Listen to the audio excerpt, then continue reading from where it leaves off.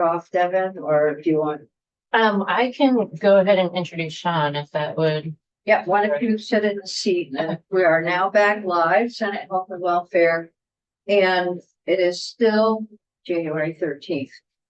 And we've invited Devin Green of the Vermont Hospital and Health Systems Association in to talk with us, and brought a guest from Northeastern Vermont Regional Hospital, Sean Tester. So thank you for being here. Yes. And I'll turn it over to you. Great. I am just going to introduce myself, Devin Green with the Vermont Association of Hospitals and Health Systems. And for today, we wanted to have our board chair. Our board is comprised of all of our hospitals, all of which are nonprofit. Their CEOs and some clinicians as well, clinical voices, nursing voices, community voices. And Sean is the chair of our board, and he is in here today to talk a bit about the work that's been happening in the hospital space. So with that, I will turn it over to Sean. Thank you. Thank you. Hi guys, how you doing?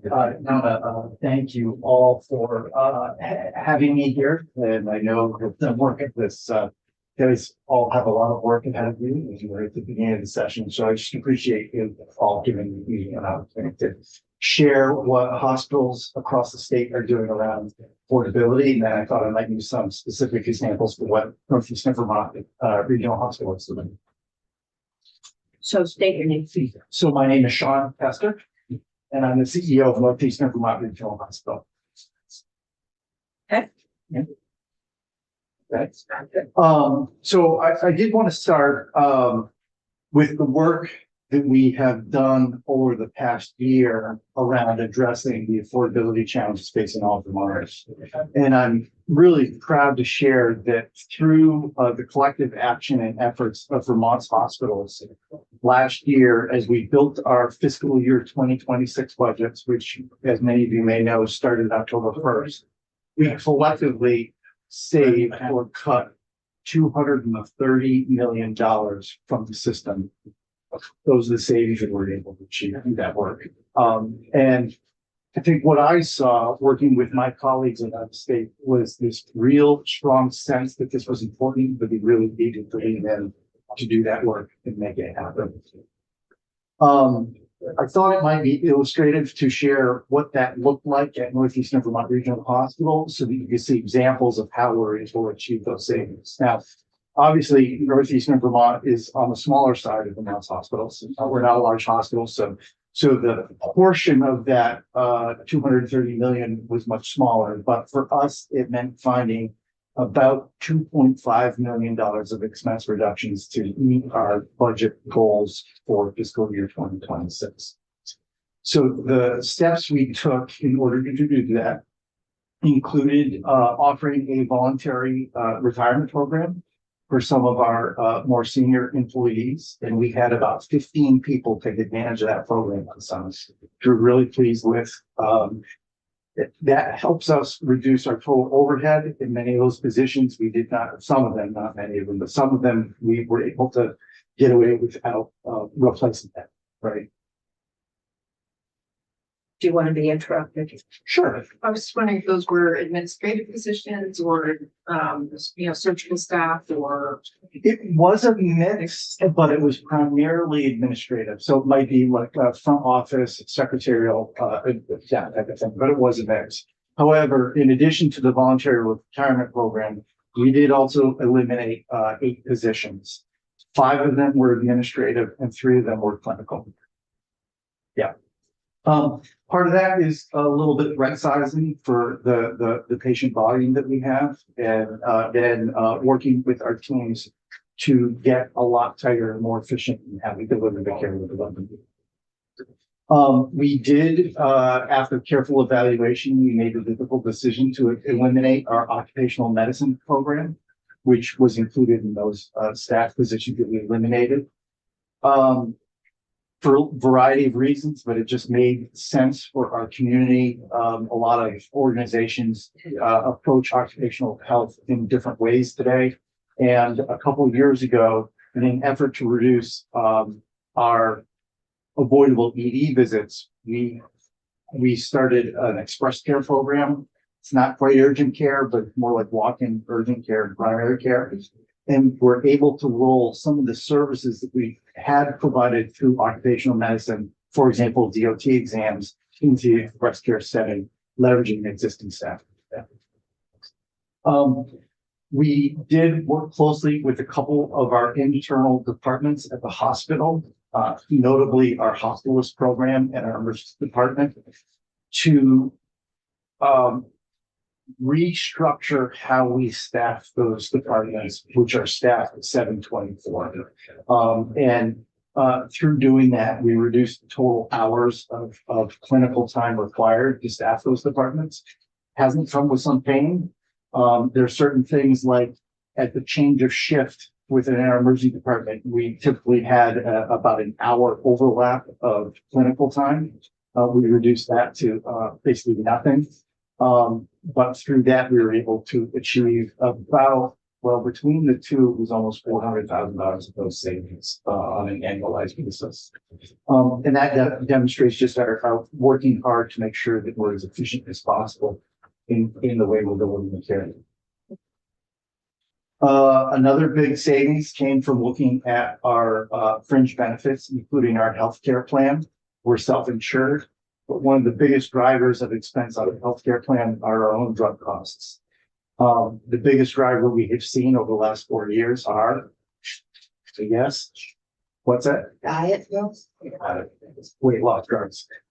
We had gone from 4 years ago having about 40 people on prescribed prescription weight loss drugs to of the total people on our plan, which includes family members, right? It's not just the employees, 150 people in 4 years.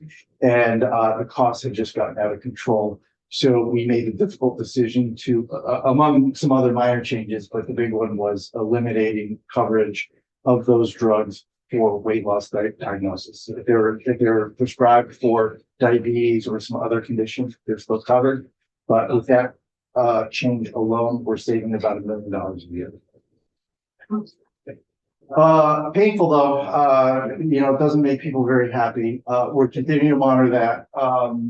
We know that those medications have been life-changing for many people. So it was not a decision we took lightly. We are continuing to monitor the market.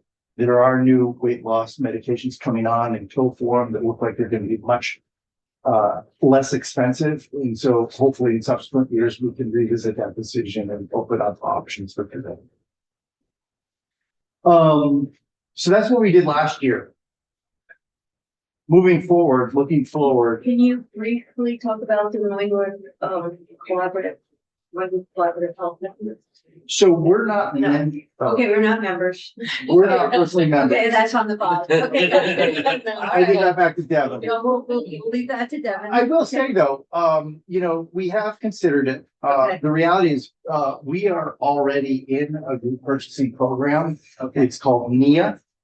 And it is a Dartmouth affiliated program. When we brought in the consultants, Kaufman Hall, last year, and they looked at our expenses on supplies, etc., they saw no opportunity for real additional savings over what we're already getting. And a change like that is significant for a small hospital. You got to change your prime vendors. You got to change what products are used throughout the hospital. It's not a trivial change. So, but the good news is between that program and NIA, I think every single Vermont hospital is in a group purchasing program and taking advantage of group purchasing one way or the other. So moving forward, Vermont's hospitals have pledged to find an additional $100 million of savings over the next 2 years. I think that's reasonable and practical. I think asking for more than that is going to be a really challenging stretch, especially when I look at how our own hospital, NVRH, is running at this point. We're incredibly lean, and at this point, it really the only way I would find significant savings. Part of this effort, we're looking at about another $1 million to $1.5 million of savings over the next 2 years, trying to squeeze out of our system. But anything more significant than that probably will come down to looking at what service lines we have, and if there's another one we need to eliminate. I know there's a tremendous sense of urgency around that. 100 million over 2 years is not trivial though, and I think we'll get that. There are risks in moving quickly. And I want to also share a story of how that has impacted our own hospital.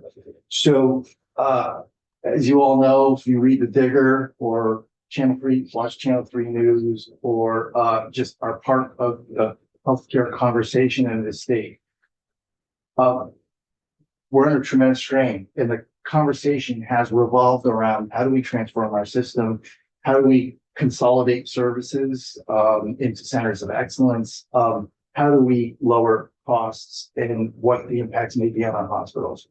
So we had, for a small hospital, we try to offer a range of specialty care services because we know for the Northeast Kingdom that it's incredibly hard for many of our friends, families, and neighbors to travel or to access care if it's not available locally.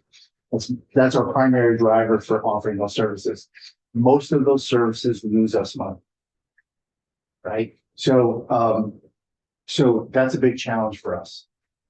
But we also feel like it's incredibly important to have them. For 12 years, we've had a neurology program and a great neurologist at NVRH. Her last day was December 1st. And one of the prime reasons she left was because of the incredible uncertainty in Vermont's healthcare landscape and her concern that the regionalization process would result in consolidation of a specialty service like neurology being centralized at another location. She made a difficult decision with her family to end her employment with NVRH and move out of state. Fear is a terrible, terrible. And I can tell you that amongst my providers, that fear is pervasive. I'm sure. The problem I have as an employer and someone who works hard to recruit healthcare professionals to the state of Vermont, that's going to be an incredibly difficult position for us to fill. We're working with recruiters. We're hoping to fill it, but I anticipate optimistically that it will take 2 years to replace her. That's just the reality of the recruiting environment out there. And unfortunately, amongst recruiters, Vermont now has a reputation, and many healthcare providers are avoiding looking at career opportunities in Vermont because of the landscape. Is the landscape the financial landscape for them? So it's the overall perception that Vermont is going through a significant transition right now, and that it might be a risky place to put down roots and to have a career. So, and I do have a couple of questions related to that. Yeah. I mean, we're in a gray area, we're in limbo, we're moving ahead. We've got the Rural Health Transformation Grant that just popped up, which is hopefully going to help with our transformation work that we've been doing and you've been doing. You're the boots on the ground with that, and it's great to hear what you're doing with it. Obviously, I mean, we have some bills in here that relate to everything you're talking about. So when you talk about regionalization and centers of excellence, and what are the criteria for determining where services belong? Should they be cut? Should they be added? So that whole discussion, we have a bill in here, I forget the number of it, but it's the criteria for hospital services decision making. So I only say cutting, but it's also adding. So that becomes, that's an ongoing discussion, as it's the conversation about how to improve primary care access and transportation. So my glass is half full. And I would hope that yours is too, because I think we're at a stage where we can really make some improvements and save hospitals. Because remember, the origin of a lot of what you're doing was those 4 or 5 hospitals that were perpetually in the red, but So, I mean, so there are bills in here, we'll ask you to consider, or your organization to consider as board chair. And I guess I do have a question here. Are you working regionally to make your decisions? Senator, you set me up for the third point I wanted to make. How were they? We're lucky.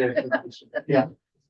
Absolutely, yes. And first off, I think that, my regional partners in the Northeast Kingdom recognize just how important it is for us to collaborate on this work, even before, say, the Olive and Wireman report, any of this. And so we've been collectively putting effort into that. We're also leaning in with AHS and their work. Well, matter of fact, I have to hit send tomorrow on the draft transformation plan to go to AHS for my hospital, and then we're working with North Country Hospital on a regional transformation plan. I agree. I'm actually pretty optimistic that work is going to bear real fruit, and that I see real opportunities to not only stabilize our rural hospitals, but also enhance our ability to deliver care to these rural communities. And I think there are a couple of things on that transformation that are going to make a real difference. Number one is just the collaborative approach to providing, for example, the specialty cares that the region needs. And again, I'm going to speak specifically to the Northeast Kingdom, even though I know all of Vermont's hospitals are participating in this conversation right now. The North Country Hospital and NVRH have been having conversations around how do we collaborate on that service. And I'll give you an example. Neurology is maybe a good one because currently North Country does not have a neurology program, and now we just lost our neurologist. But we need access to neurology in the Northeast Kingdom. Between the two hospitals, we probably need 2 FTEs. But if North Country hires an FTE and we hire an FTE, we both have small, fragile neurology programs. But if we collaborate and create a neurology program for the entire Northeast Kingdom, where one person may physically sit in North Country, one person may physically sit in St. J, or they may move around depending on the, people's flexibility and willingness to do that. You create a program where they can share patients. 2 healthcare professionals have peers that they can work with, to share resources with. And I think it will create a much stronger, stable program moving forward. So that's an example of the type of work we're doing. Thank you. You're welcome. Yeah, that's great. And there are also real opportunities around staff trainings and education, developing commonality in our policies and procedures. Now, right now, it's a little challenging because both our institutions are in very different electronic health record systems, which also translates into all the back-end systems are different. So when you try to share staff or come up with common procedures, you get into some challenges there. However, we are now much more intentional about sharing, for example, HR policies. There's no reason why my team has created a set of HR policies and their team has created a set of HR policies. You achieve some savings there, but also the more common you can make things like that without violating antitrust law, it makes it easier for us to down the road share staff or share best practices and create efficiency that way. Terrific. Great. One other, again, on the early side, we are currently sharing a pharmacy director between our 2 hospitals. And again, it helps create that connection. It helps us share best practices, and it helps us share what is frankly a very difficult resource to find, a pharmacy director with the skills and talents to serve our 2 hospitals. Questions? Yeah, but I think the important thing I heard is you're doing this, we're doing this. But until this that more in concrete than Jello, it's hard to hire people because you don't want to bring in a neurologist won't come in and settle their family and get them in school and, buy a home or whatever to find out that we're going to create a center for excellence in Randolph for neurology, and neurology services are going to go there, and you got to pick everybody up and move. Yeah, that's part of it. And I don't want to oversell the uncertainty of the healthcare environment as part of those challenges, because you just named a couple others that are Yeah. huge, right?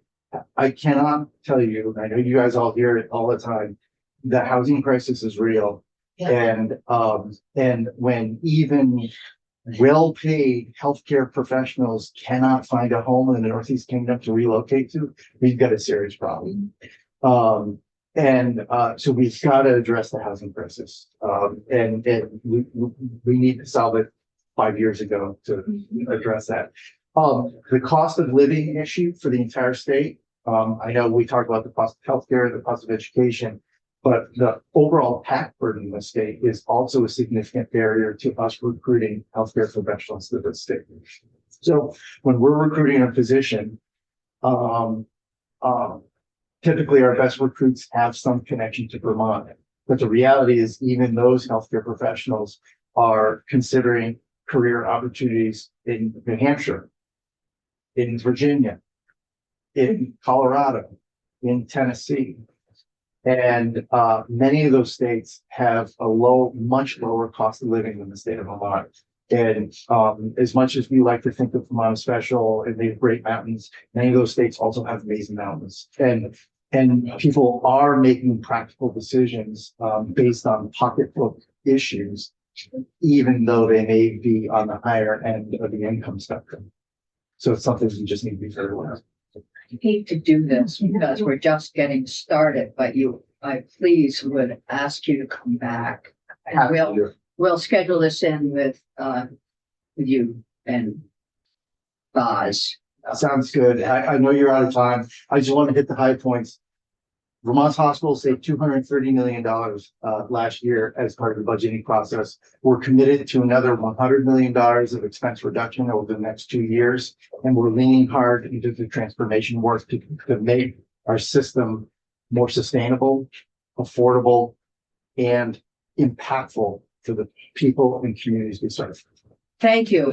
Thank you. And I still have lots of questions, but this is a great way to get started on this. Appreciate your time. Senator, thank you for having me. Thank you all for having me. Good to see you again. Dealing with you on I'm gonna say, we're gonna bring Was it one meeting? Dana Hudson and Dr. Grant up, and we have 10 minutes. We're gonna go over time, just very briefly. Make sure we hear from folks. Okay, go ahead. Please. Yeah, that'd be great. And introduce yourself for the record. Yes, And then we'd like to hear what you have to say. very good. Hello, my name is Dana Hudson, and I am the coordinator of the Vermont Farm to School and Early Childhood Network. My employer is Shelburne Farms, but I really work for the hundreds of educators, farmers, school food professionals, organizations, and businesses that make up our robust farm to school and early childhood network. But most importantly is I actually work for the thousands of young Vermont students that are participating in farm to school and early childhood programs. So I first thank you all so much for having me here today. And I'm excited to share about some of the impacts that farm to school and farm to early childhood have had on Vermonters, because it supports our schools, our farmers, our local food economy, and our community. We are asking you to support the Vermont Farm to School and Early Childhood Grant Program and the Local Food Incentive Program for schools with level funding, base appropriations of $500,000 each. You understand we're not the appropriations committee, I totally know, but we're just, we do set the policy lines. right. And so that's why I just want to share with you where we're at with the current, and these have been funded for years. So I'll tell you a little bit more about the programs. The Farm to School and Early Childhood Network was created in 2008 to address the growing movement within our schools that wanted to serve more local product in their cafeterias, while using food and farming as an integrated education tool to address student learning and engagement. And so we utilize what we call the 3C model of change, in which I'm going to give you a handout. It's on the cover of your handout right here. In which we see this model of change as the best way for long-term staying power, because you need to connect the classroom, the cafeteria, and the community at the same time, which creates this win-win-win approach for our students and our farmers and our families and the communities. And I actually have seen the impact of these farm to school programs firsthand myself. The school where my children go, they have a chicken coop, they have fruit trees, they have a prolific garden. And the farm to school program at this school is woven into the school curriculum. And every single child in the building gets exposure every single year to these activities. They come home with the stories and memories, but more importantly, they feel a deep connection to their food, their community, and the world they live in. And Vermont has invested into 3 key programs to make this happen. And so I'm going to tell you a little about the 3 programs, and then I'm going to pass it to Dr. Hildebrand to share with you some more. The 3 cornerstone programs that we have in Vermont is first the Rosa McLaughlin Farm to School Grant Program that started in 2006. And Senator Lyons, I worked with you back then with Rosa and Mitzi to help make that happen. Senator Lyons was one of the big advocates. And has since served 300 schools and early childhood programs in every county of the state. The program provides capacity building, technical assistance to these schools and early childcare programs to develop and strengthen their farm to school activities. So that's the first one, the Rosa McLaughlin Farm to School Grant. The second one is a local food incentive program that supports the increase of local purchasing. And so of the $25 million that schools in Vermont spend every year on food, we are working to increase the amount that's going to Vermont, in the Vermont economy and to Vermont farmers. And we've actually seen in the past 10 years, we've gone from the schools, cafeterias purchasing about 5% local. We're now at 14% local. So just in those 10 years, we've seen that increase, but we still have a goal of 30% by 2030. So we're working on. And of that, there's about 150 farms across the state that now sell to schools and early childcare programs. So the third thing, the third cornerstone activity is universal school meals, which ensures equitable access to school meals for every student in every zip code in our state. Since for many students, about half of their calories come from school meals. If you count up the breakfast and the lunches, about half the calories in a week. We know it's essential for our students' health, their learning, and their success to access nourishing food. So I'm pleased that Commissioner of Health, Dr. Hildebrand, is going to be joining us for a few words in just a second. And I'd be honored to come back and share more if you have the time. I could bring students, early childcare care K-12 educators, farmers, food service, health professionals. We have them all in the building today, testifying in the different committees. So I'm happy to bring them back another time if you want to hear more of their work. But just to reiterate, we really are looking for support for the level-based funding of the local food incentive program at $500,000 and farm to school and early childhood care grant program at $500,000. These programs have made a huge difference in the ability of schools to buy local food from Vermont farmers and engage students in understanding where their food comes from in the world. So if you have any questions, I'm happy to answer any questions. And I also just want to share then this handout that sort of, I tried to cover a lot more than what I talked about. But I know that if I hand the handouts out too early, it's hard not to. We'll lose all of them. Haven't you? Go ahead. So I went to the farm to Thank you. school The press conference. press conference over at Harwood. I got to pat and hold a very nice chicken. But I wish I could eat as well in this building as I did at Harwood. The food was really good, and my memory of school lunches isn't that good. It was Missing Old Chicken Day and homemade pesto. Yes, it was, and I asked, do you eat like this every day? And that was yes, we do.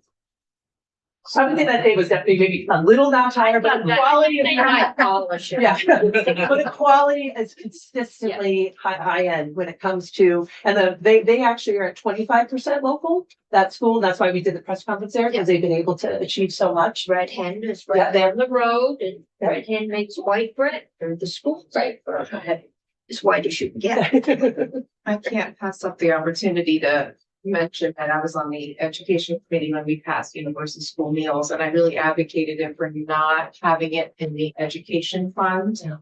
But it was put in the education fund, and I fear for what's coming, because it appears that cuts will have to be made. Well, that's why we're in this room, Yeah, because it's really critical for fundamental. It's a little bit different formula. It's within the education regulatory formula, but I know it's very acceptable. So yes, that's why I'm here. Well, I'm gonna ask Doc, thank you. Yes. This has been great, and we needed this, got us energized, and we'll have Dr. Hildebrand energize us even more. Very good. Appreciate it. Pass chair. Thank you. Thank you, Dr. Woodring. Of course. Thank you for being here. I just want a simple comment. Yep. My first year in this building, I was on 3 committees, one of which was being vice chair of agriculture and then natural resources in this one. And Senator Cattell was chair of ag. And I forgot her first name. I think it was Dawn Boucher. Oh, no. In the Agency of Agriculture, and we started talking about why can't we have farms sell produce and food directly to schools? And so we had some orchards come in and some farms come in, and I credit that initial work, but that was really good work by Senator Cattell and I think it's Dawn, but Boucher from ag, getting everybody going, and we were all excited about it. Joe Boucher. Joe. Josephine Thank you. Boucher. Thank you very much. Yeah. Appreciate that. Okay, so enough of that and. Good afternoon, Rick Hildebrand, Commissioner, Department of Health. I will be brief and I'll give you some time back. One thing that's been important to me my entire career is nutrition. It's something that I see gaps in routinely in my patients, not only education, but access to healthy food. For a long time, I've been a fan of the pharmacy program, which is sort of a prescription food program. I was not familiar with this until I started in the seat. And within the first month, I was able to go to the Harvard School and see the program there. And I was really impressed with it because the level of knowledge that students had about agriculture, about the food, about how to prepare it was really phenomenal. Lays the foundation for healthy eating early on, which can significantly reduce disease burden in older age. So when you're talking about healthcare, when you're talking about health cost, this is a preventative measure that is so beneficial to our kids in this state and lays the groundwork for healthy eating behaviors going forward. Something I couldn't support more and really would encourage you all to support this in whatever venue you can. It is a public health measure. It is a healthcare and public health measure. Eating healthy foods. We are the highest state in the nation for eating fruits and vegetables currently. We want to stay there. It was not by accident, that was Oh, yeah. intentional. We want to stay Keep there. it at the top of the Right. food pyramid. Wait, what happened to the food pyramid? They turned it by 33 degrees. It just needs to rotate it back. Back to Canberra, 70%, Right. 30% fat content. I mean, the important piece there is eat real food, right? And this is exactly what this is. It teaches kids how to eat, prepare, and value, food in the way that they should. So I have a prepared statement that you guys have that can give you some more facts and figures. I just wanted to say this is a really great program. Love to see it continue going forward. Thank you. Thank you for that. This is important to us to have your support. Absolutely. You understand that. And, it might be helpful at some point when we get closer into budget time or other prevention discussion to have Harwood in with you and have you come back, Dr. They could Hildebrand, bring the chicken. Commissioner. Yeah. Huh? They could bring the chicken. Yeah. I've never thought of a How about chicken as something that Prepared kids chicken. carry around and hold, but this was a very well handled chicken. Right. Well, and I'm very concerned about the changes to the food pyramid. And someone who is extremely familiar with the research that leads to all this stuff. It's just like, The incentives are concerned, right? Why are the changes happening if there's not science to drive those changes? No. That's concerning. so it's interesting. I think the rationale that I see implied is that this is the way people eat, so this is the way it should be. And put processed foods out in front of people, and that's the way they eat. So then you're going to allow for those. But we're fortunately seeing a better decision there. Anyway. Agreed. Thank All you. right, thank you. We are over time and, thank you committee for being